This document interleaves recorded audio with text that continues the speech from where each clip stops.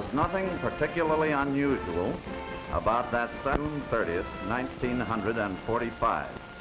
Subways, railroad terminals, and ferry boats discovered office-bound millions. Women went about their housework and later their day's shopping. Part of this normal life was newspapers, taken as a matter of course by everyone.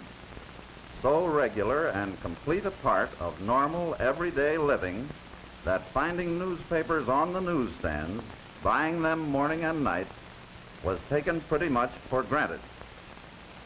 Never a thought of the rumbling presses that produced them, completely oblivious to the vast transportation system that placed them so conveniently on 14,000 strategically located newsstands throughout the city. No reason to contemplate what life without newspapers would mean, until suddenly and with little warning, strike. 1,700 delivery men ceased work. Newspaper trucks stopped rolling.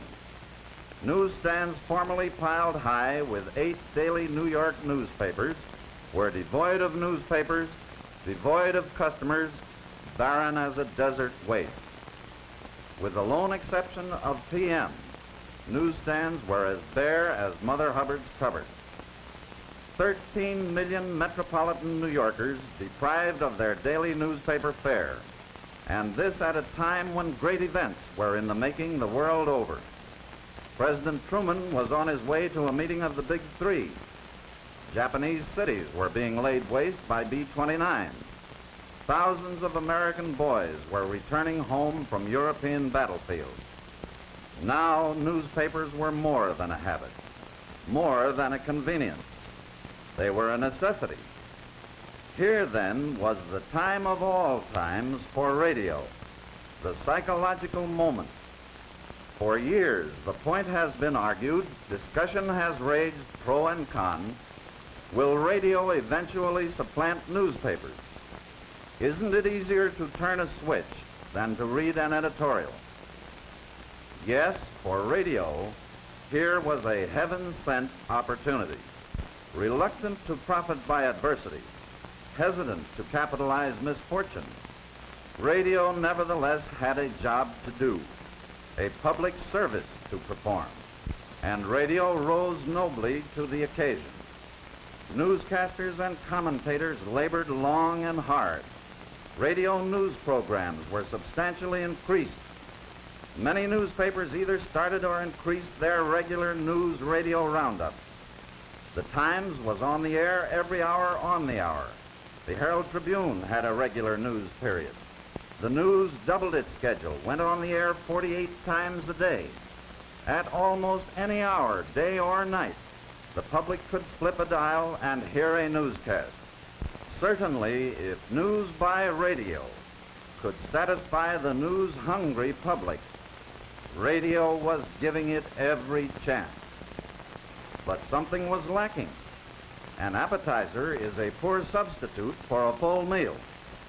A starving man languishes on a Hollywood diet. Radio was apparently not the right answer.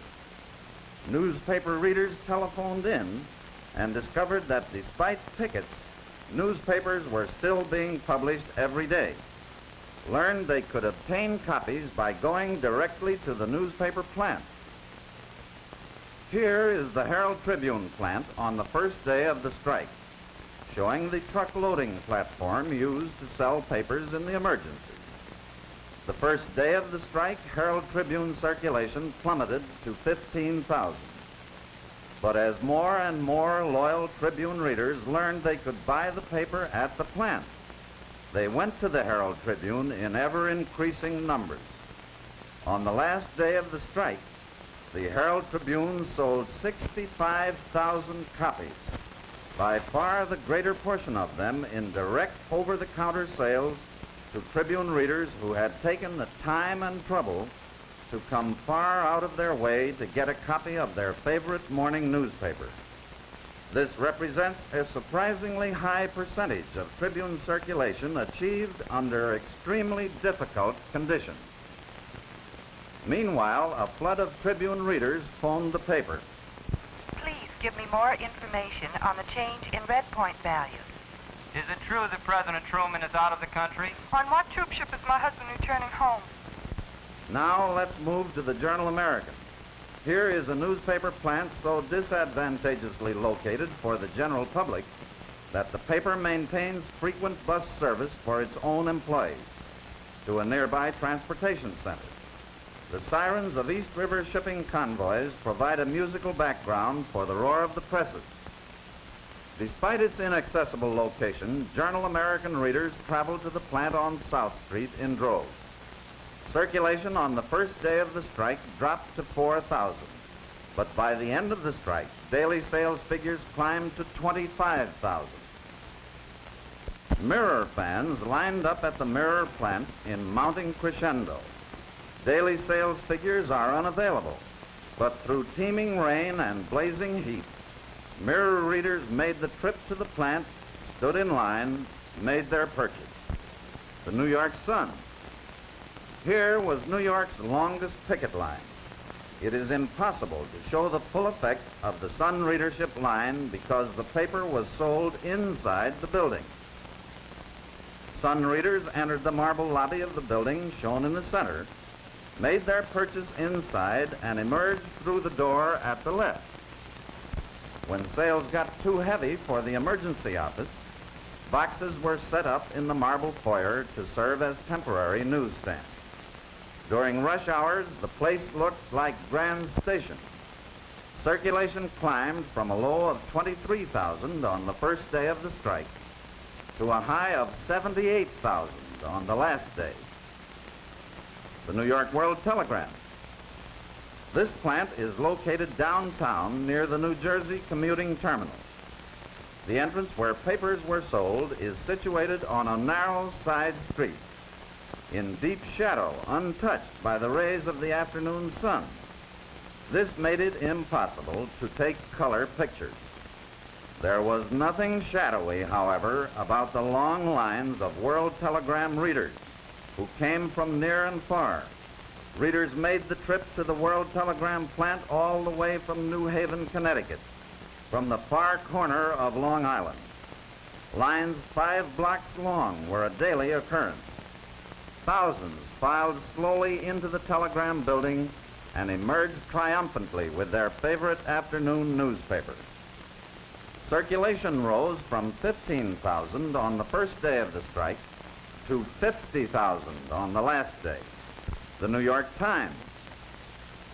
Because of its Times Square location and because it is a morning newspaper, the largest Times crowds during weekdays occurred at night and are not shown here.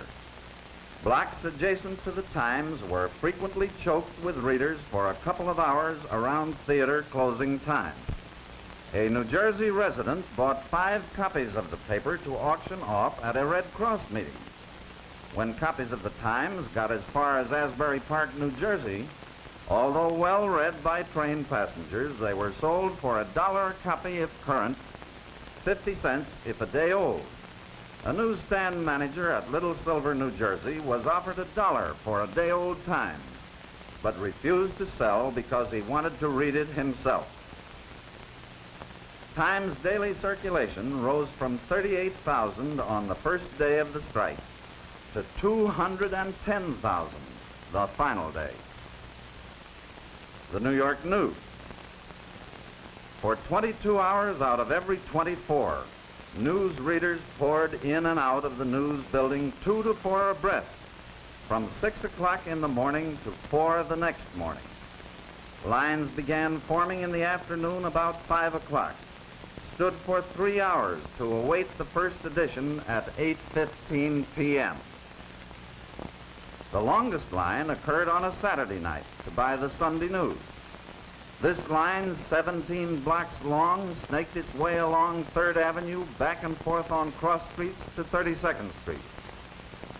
City police went through the subways at 34th Street, warning passengers bound for the news building to get off there to join the line instead of going on up to 42nd Street. Assistant Chief Inspector John D. Martino of the New York City Police Department said, This was the biggest lineup crowd in my experience. It averaged 30,000 per hour.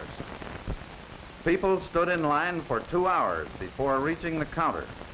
42nd Street grew accustomed to a daily ritual.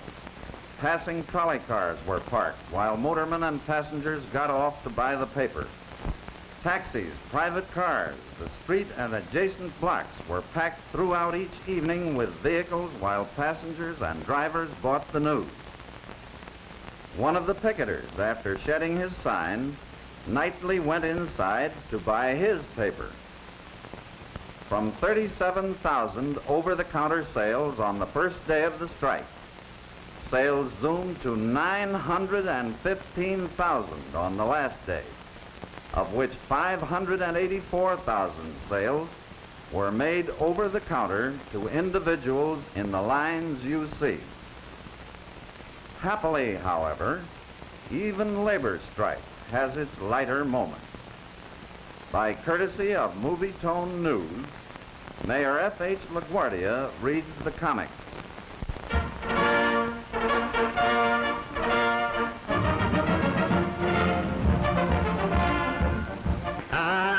Here's Dick Tracy. Now here, the first picture is the laundry wagon. It's a yellow laundry wagon. And Wet Wash, that's the driver, you know. He's very calmly sitting down with his back toward the back of the wagon, eating his lunch. Our little friend, Bleeding Heart, what is her name? I'll get it in a minute. She's inside with the money. And she says, "When are you going to let me out of here?" He says, Wet Wash says, "Easy, sister, easy." And then the next picture, and we hear the sound from inside the wagon. Wet Wash says, "I'll let you out when you've decided to give me a better cut of that dough." From the inside, and we see the inside now. "I offered you $1,000. What do you think I am? This is my money." And if you remember, she starts stripping and tearing up the laundry. And she has all of the money in bills in a pillow slip. And we hear Wet Wash, "Listen, baby, I know you're a maid at Van Hoosen's. I saw you there last week. And I know there's something phony about that dough. Now, when we get it, it's going to be 50-50. Okay? Then maybe you'd like some more of your laundry torn to pieces." Rip! She's ripping that laundry there, and that little delicate piece of lingerie. And he looks in. "Ye gods, I lose my job over this. Stop, you in. I'll settle for $5 grand. Now, get this picture. Here is Wet Wash. The doors of the laundry wagon are open. He's leaning with his back toward the wagon, and he's counting his money. 2, 3, 4,000. Now he's getting into the hundreds. 600, 700, 800. And the picture shows a hand of Breathless stretching out. She's got hold of that iron pot. Remember the iron pot she took from the Van Hoosen's gardener's flat to put the money in? And crash! She crashes it on his head. Knocked out. Say, children, what does it all mean? It means that dirty money never brings any luck. Thus, New York learned that if the newspapers could not go to the public would come to the papers.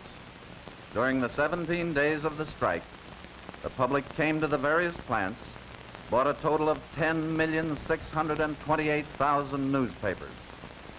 Trouble, inconvenience, this was the price paid each day for New York newspapers by long lines of people in rain and sun, standing for hours on hard concrete, risking bodily harm by cutting through picket lines, impervious to shouted warnings of pickets in a city heavily unionized.